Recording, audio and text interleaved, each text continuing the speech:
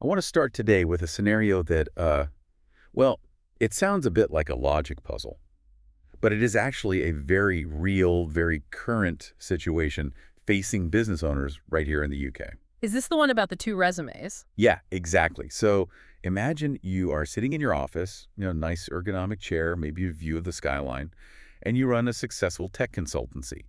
You are looking to hire a senior computer programmer. You need someone who speaks Python, Java, the works. Right, which is a high demand role, historically very hard to fill. Exactly. So after weeks of searching, you finally have two perfect CVs sitting right there on your desk. Candidate A is a British citizen, lives just down the road. Candidate B is an Indian national, currently living in India, but looking to come over on a temporary skilled worker visa. And just to control the variables here, let's assume their skill sets are completely identical. Same experience, same coding ability. Identical in every way, and this is the really important part.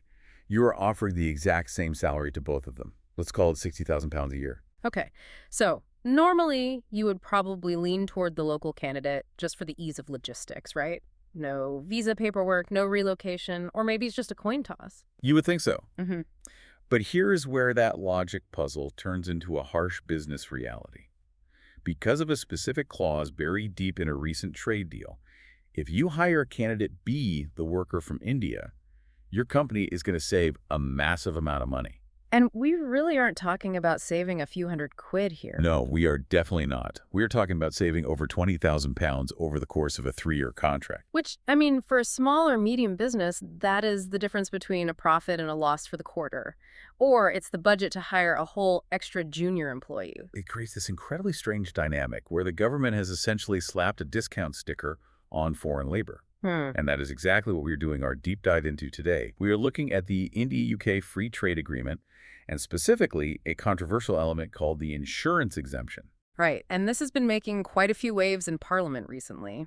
We're going to be unpacking some fascinating analysis from Conservative Member of Parliament Katie Lamb. She has been digging into the absolute fine print of this deal, and, well, to put it mildly, she is alarmed by what she found. Her main argument is that we have accidentally built a financial loophole, a loophole that actively disadvantages British workers in their own domestic job market. It is a classic case of unintended consequences. You have a policy designed to solve a very specific technical problem, which is double taxation, and it inadvertently creates a massive financial incentive to hire from abroad. So our mission for today's deep dive is to follow the money. We aren't here to take a side and say if the trade deal is good or bad overall, because that is a hugely complex topic on its own. We are just here to crunch the math on this £20,000 gap, understand why the rule exists in the first place, and look at why it's raised such sharp concerns about the British workforce. Because unpacking the math really reveals how complicated these modern trade agreements are. Before we get to the calculator, though, we need to understand the machinery behind it. Why does this exemption even exist? It has to do with something called the Double Contribution Convention. Right.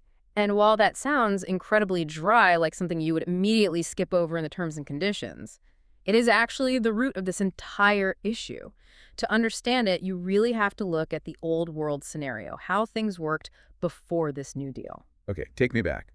Before this free trade agreement, if I am an Indian software engineer coming to London for a 2-year project, what exactly happens to my paycheck?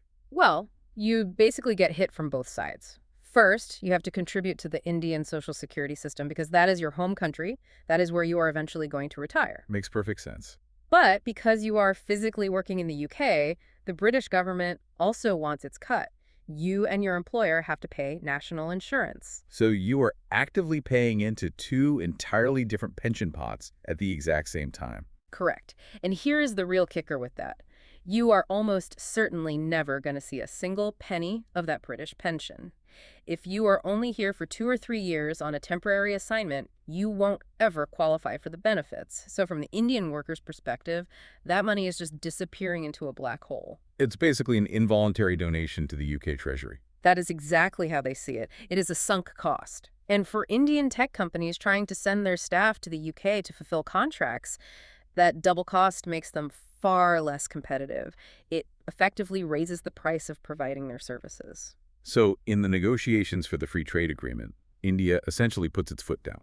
They say, look, if you want our services, and India is the UK's second largest investor group, you have to stop charging our people for a safety net they can't even use. And the UK agreed. It is a fairly standard part of what is called social security coordination in global trade deals. The logic is totally sound on the surface. Let's just remove barriers to trade. So the new rule says this. If you are an Indian national in the UK temporarily, and the deal defines temporarily as up to 3 years, you do not have to pay UK national insurance. You only pay into the Indian system. Problem solved, right? No more double taxation. It seems totally fair. On paper, yes, it seems fair. But this is exactly where the law of unintended consequences kicks down the door. Because national insurance isn't just a tax on the worker's paycheck. It is also a tax on the employer. And that is the specific detail that changes the entire equation. Because I think most people look at their pay slip, they see national insurance deducted, and they think that's the end of it. But businesses actually pay a separate additional chunk on top of the worker's salary, right? They do. It's called employer national insurance. In the UK, it is a very significant cost of doing business. It's essentially the price of entry for hiring a worker. So let's run the numbers on this. This is the exact example MP Katie Lamb laid out in her analysis, and I think it is startling when you finally see it in black and white. It really is. She used the example of a programmer earning £60,000. Okay, let's look at scenario A. I hire the British citizen, I pay them their $60,000, then the tax man knocks on my door. How much is the employer national insurance bill going to be? Well, currently that runs at about 13.8% above a certain threshold. So for a £60,000 salary, the employer is on the hook for approximately £8,250 every single year. So the real cost to the company isn't $60,000. It's actually £68,250. Right. That is your true cost to company. Okay. Now let's flip to scenario B. I hire the Indian national on the temporary visa. Under this new trade deal, I do not pay that £8,250 to the UK government. You pay zero to the UK. But I do still have to contribute to the Indian system instead, right? The Employee Provident Fund. Is that fund just as expensive? This is the absolute crucial nuance here. The UK system is a percentage of the total salary. The more your employee earns, the more the employer pays. The Indian system works completely differently. It has a cap. A cap on contributions. Yes. The mandatory contribution is capped at a flat rate. When you do the currency conversion to British pounds, it works out to roughly £1,470 per year. Wait, hold on. So instead of paying over $8,000 to the UK, I am paying less than $1,500 to India. That is the math. It actually doesn't matter if this salary is $60,000 or $100,000. That Indian contribution stays relatively flat because of the cap, whereas the UK tax just keeps climbing the more you pay the worker. That is a massive structural discrepancy. It is huge. So let's look at the total bill again. Hiring the Brit cost you £68,250. Hiring the Indian national, even after paying into their home fund, costs you roughly £61,470. That is a difference of nearly £7,000 a year. Purely based on the tax structure of the trade deal. And since these temporary visas are usually valid for 3 years, if you multiply that annual saving, you get over £20,000 in savings per employee over the life of the visa. that is shocking. I mean, if you are a business operating on tight margins, that isn't just a rounding error in your accounting software. That is a massive structural incentive. It really is, and this is exactly why MP Katie Lamb labels the deal absurd. Her argument is not about the quality of the workers or where they come from. It is entirely about the fact that the government has created a financial structure that explicitly penalizes you for hiring a local citizen. It's almost like a reverse tariff. Usually, a country taxes imports to protect local goods. Here, we are heavily taxing local labor, which makes the imported labor significantly cheaper. That is a very potent way to frame it, and it brings up a concept that we really need to spend some time on, because this isn't the first time we've seen this exact dynamic play out in the global economy. You are talking about the parallels Katie Lamb draws to the United States. Yes. The U.S. has been wrestling with this exact issue for decades, particularly in the tech sector with their H-1B visa program. I feel like we always hear about H-1B visas in the context of brain drains or extreme talent shortages. Right. That is the primary narrative that the big tech companies push. They say, we can't find enough American engineers, so we desperately need to bring in talent from abroad. And to a certain extent, that is absolutely true. There is a fierce global competition for high-level talent. But critics of those visa programs have always pointed out a darker side to that practice, haven't they? Absolutely. The criticism, and this is what Katie Lamb is alluding to in her analysis, is that the shortage is sometimes artificial. The argument goes that there isn't necessarily a shortage of U.S. engineers. There is a shortage of U.S. engineers willing to work for the lower wages that the companies want to pay. Right. If you can bring in a worker on a visa who is legally tied to your company Hmm. and often paid less than the prevailing market rate for a local, why wouldn't you do that? And in the U.S. case, it often led to what they call outsourcing firms setting up shop.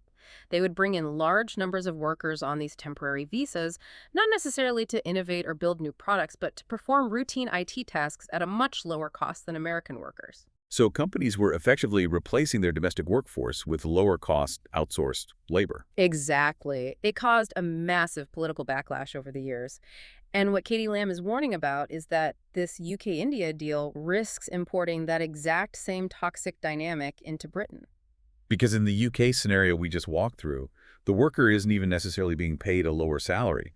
As we said, they could get the exact same £60,000. But the cost to the company is so much lower purely because of the tax break. Exactly. It is a very subtle form of undercutting. It allows Indian consultancies to bid for contracts in the UK at a significantly lower price point than a British firm could ever afford. Because if I am a UK consultancy and I absolutely have to pay 13.8% national insurance on all my staff, and my competitor from India doesn't have to pay that, I am starting a 100-meter dash 10 meters behind the starting line. You are. And Lamb's critique is that this exemption effectively subsidizes foreign labor at the direct expense of the domestic workforce.